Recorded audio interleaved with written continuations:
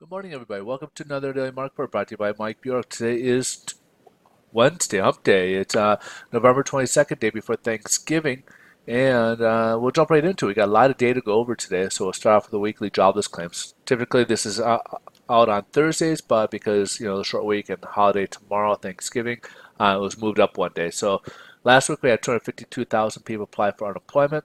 Forecast for this week was 240, and it dropped down to 239. So good news there. We were starting to see a little bit of a trend there for a couple weeks there that it was going upwards, and now we're back down the 230 range. Next, we got the durable goods orders for the month of October. So September was a good month. We saw an increase of 2%. Uh, Forecast was 0.3% for the month of October, and it dropped to 1.2%.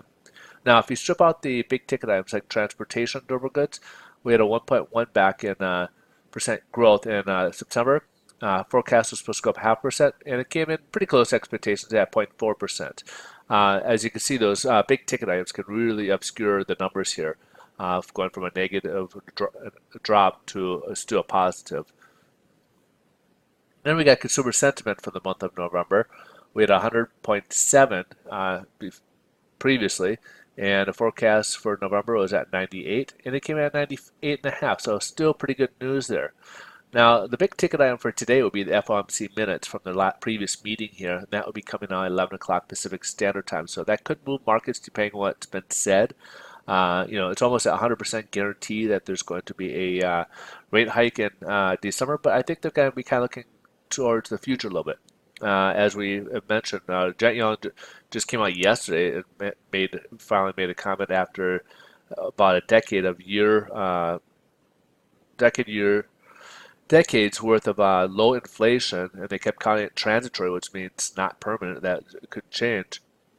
Now she's saying now maybe you shouldn't call it transitory. Well, duh. I mean, it's been a decade now, and they thought it was going to go up sooner than expected, and it's for about a decade they kept saying transitory, and again, it's still stubbornly low. So, as a result, because it's so low, long-term interest rates are staying low. Meanwhile, the Fed's raising rates, so that's raising short-term, and that yield premiums between the two, uh, the difference between the two is shrinking. So now we're at about 59 basis points when last week we were only about 69. When I showed you guys that slide there, it was about 69. So once that reaches the point, that could force us almost into a recession, primarily because banks will not lend because they lose money. They're making the difference between the two spreads.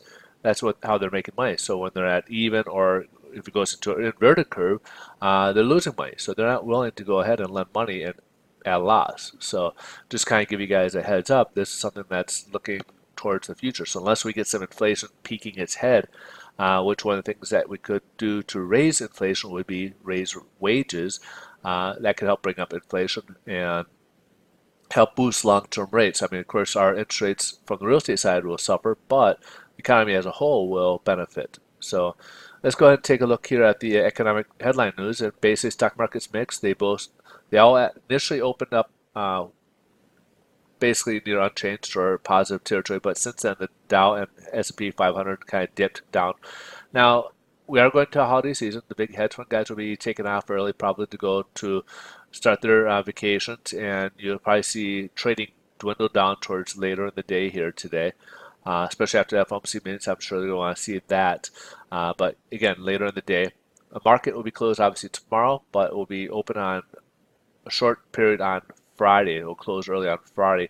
And of course, those hedge fund guys will be out, so expect there could be some volatility from the day traders, maybe some uneven trades in there. So be a little cautious. We never know what could happen when the big boys are out there, the ones that control the markets out there. So let's go ahead and take a look at the bond market, what we're looking at today.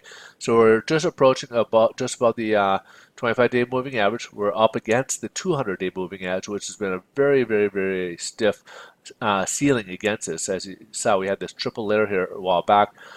Since then, the 25-day moving average has moved lower, so we're trying to rise above it. So we could get stuck in this potentially we could get in this very narrow range here heading into the weekend here. So be very cautious. caution to the conservative that we get pushed down again, as it's been very stubborn in the past. But again, right now we're up about 14 basis points, which translates to better pricing than what we had yesterday, which is obviously very good news. So here's a look at the yields here at the 10-year Treasury. We did touch off earlier today at the 25-day moving average. We're down about 2-3 basis points. We're down to about 2.34 right now, as yesterday we were closed at 2.37. And right now we're approaching the 50-day moving average with the 200-day below.